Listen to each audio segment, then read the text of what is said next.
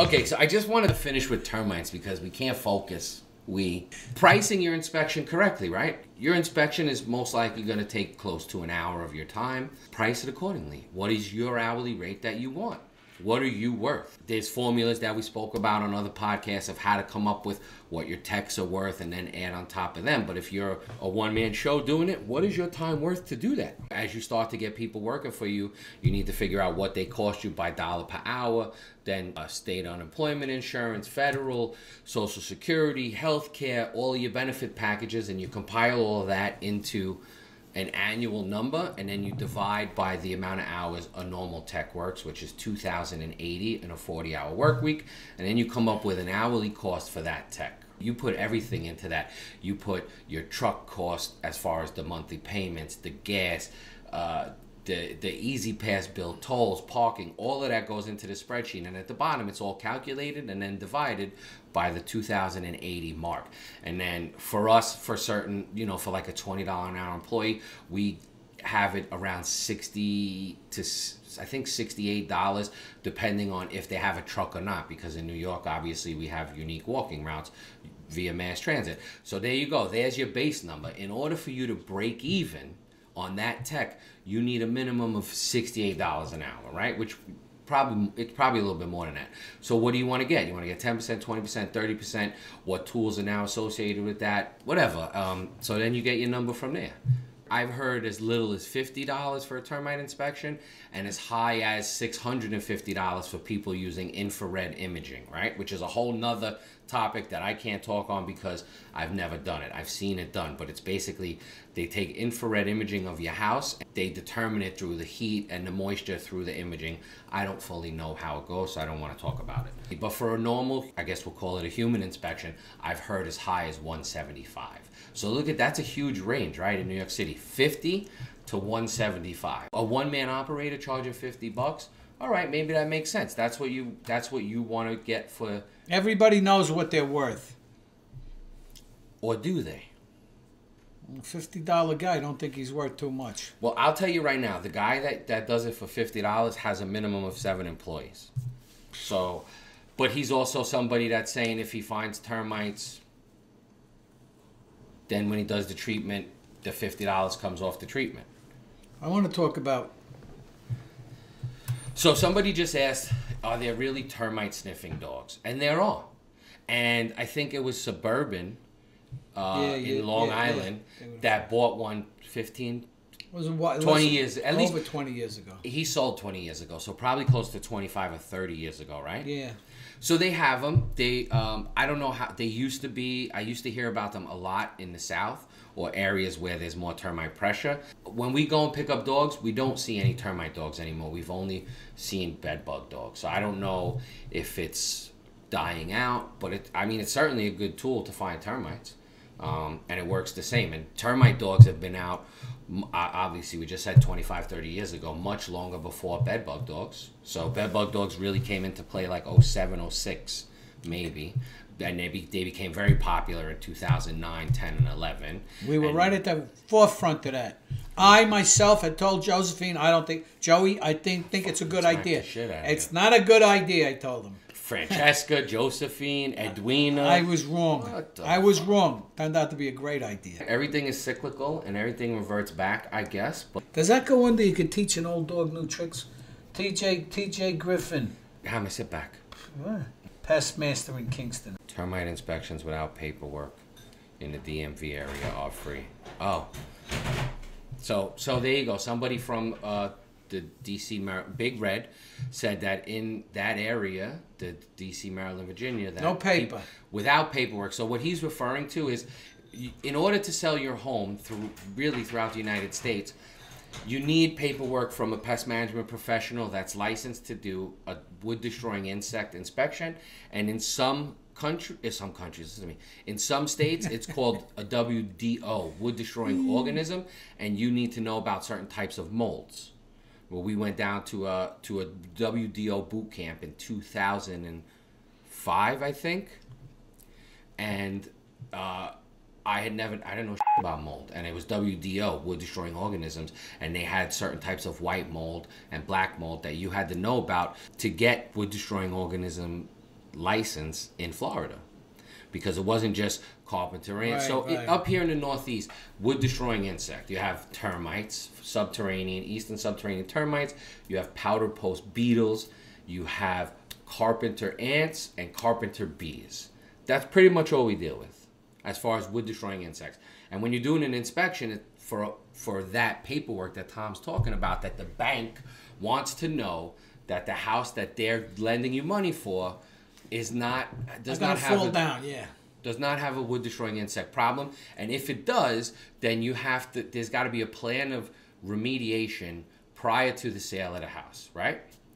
So what Tom's saying is, in the South, if you just go and look at someone's house for an inspection as an estimate, that there's no charge. I think here in New York, it's probably the same. If somebody calls my company and says, I think I have termites, or I know I have termites, then we will go out and give them an estimate. But yes, paperwork is kind of what they pay for, because you're on the hook. National Pest Management Association many years ago created a form that every state, to my knowledge, approved, and all banks have really approved, that they'll accept it. It's called the NPMA 33 form. And it basically, you go through it and check stuff off. You check off whether there's termites, whether you saw signs of termites, whether you see if the house had previously been treated for termites. And how do you know if a house has been previously treated by termites? If you see the old school drill holes every foot to 2.5 foot where the corks would go, you can see those spots. Or if you see bait stations around the house, or inside the house, if you see the drill holes by the boiler or whatever, that's how you would notice that. And then it goes on to like every area you might inspect: attic, main level, second level, garage, exterior, and then it has a key on the side, 1 through 19, let's say, with obstructions to your inspection. If you're in any house that's finished, like if you look at the wall behind me, that is an obstruction to a good termite inspection, because what's behind that sheetrock is the wood that the termites would be in. So in this house, I would write fixed ceiling. There's a thing for fixed ceiling, fixed wall covering. The floor is wood throughout here, but there's some carpet. So I would write area rug unable to move or something like that. And then because the kitchen is over here, I would put cabinets, appliances, all as obstructions to a great inspection. And this is what the bank wants to see. And this form also helps you as the pest management professional, because if for whatever reason this house, Sandy hit, right? In 2012, Sandy hit. We had to open all the walls down here. And if we would have found termite damage after just buying a house, we could go back to the pest control company and say, I found termite damage, and potentially want to sue them.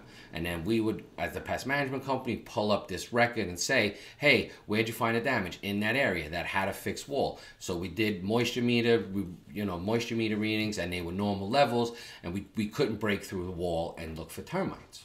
Okay. I don't know how that would play out in court. Now we're going to countersue you for a frivolous lawsuit, which you can't do. But so another tool that you might think about, but is very difficult to get the homeowner to subscribe to, is if you go onto this wall and you find high moisture meter levels, you can a drill and a boroscope. So we have boroscopes for other reasons, to go down into drains and to go behind stuff. A boroscope is basically a microscope. They make them very simple now that can attach to your phone via Bluetooth or even plug into your phone. And if you're doing a termite inspection and you get a hit on the wall with the moisture meter, you can drill a small hole if the person would let you to stick the boroscope in and see if you see termites inside the wall. It's a crapshoot whether someone's going to let you do that, but if you have those tools, you can say, hey, I got a high moisture reading here, and if the customer says, I don't want you drilling in my house, on that same paper, you make a note that says, I had a high reading in the living room. I asked the customer if I could drill a hole and put a boroscope in. Customer declined. And now the customer or the homeowner is going to sign that paper when you leave, and it's all there in writing. You know what I'm saying? Yeah. Now, so I want to talk about... Hold on. Let's wrap termites up. This has to do with pricing. Okay. Which you were talking about. God bless you. Go. Thank you. So... Harry, you see that? He gave me the God bless you because of the time I did the thing that you loved. Anyway, pricing. I've run into people who thought were great exterminators. They called me in to look at stops, and of course I was asking, what are you getting? And I'm like, what are you doing? That's all you're charging them? These were like quality stops. Well, they've been a customer for 25 years. So what? You know, they're screwing you. And what I came away with the feeling was these customers own people like that. You're so afraid to raise the price. If they ask you to do something extra, I won't charge you, or you'll charge them a minimum. Your time, you're a professional. Use it. And I didn't come up with this on my own. I refer to a man, I bought his Brooklyn route, Seymour Levy, rest in peace, who taught me a good lesson, a very simple lesson. You have 10 customers that are $10 a piece. This is in the 70s, early 70s. And you're going to raise them $2 to $12. He guaranteed me that 2 people would tell me no, and I would drop them. So now I had 8 customers at $12 a piece. I was making $96. These 2 people that wouldn't pay the extra money were probably pains in the butt anyway. But now, if I spent 20 minutes in each of these stops, I now had 40 minutes to go look for other stops. And you know what? By and large, that formula worked for me. I mean, if you're up in the monster customers, you're getting a couple of $100,000 a year, or $500,000 a year, or even better. 20% might be a little too much, but you got to stay current with your pricing. And well, I'm not there that long. So what? Your time is worth money. You there 10 minutes? So if you're $150 an hour, man, 1/6 of $150. That's what you're worth. So charge them that. That's all I got to say about that. Wake up, God. Why are you so angry, bro? Because guys like that. You got nothing to. You're retired. You live at the beach. Yeah. What the f? Calm down. Living on a fixed income. Oh, shut the f up. You're fucking crazy. So termites. Thank you. We got them. New York is Eastern Subs. We're number 4 on the top. You know, on the top 50. We're getting there. 4. We're getting there. Up and away, my beautiful balloon. Joe Carenti, if you're watching, please get a f***ing bed ready, fam. Francesco, what's up, kid? Good time last night at the game. I went out last night. Me and Francesco are meeting once a month to discuss future business ventures. Yeah, when are you going to talk to my friend, DP? Well, I had to straighten some things out at his house first before I asked for a meeting, you know? Oh, okay. He had some ant issues. Oh, he always has them. Danny, do what I told you. You got to get a drain on that air conditioner that just spews water all over the side of the house. Anyway, so he's on a regular quarterly contract now. We did a couple of visits to knock them down, and he should be good now. Brian Bear, you got swarmers. Where? Where are you located? Everywhere is great, by the way. Yeah, rough inspection over there, Brian. They're probably around windows because the windows magnify the ultraviolet rays of the sun. Some people started to see them in February here when we had those couple of weird, nice days. 2 arms! 2 arms! The termites are here.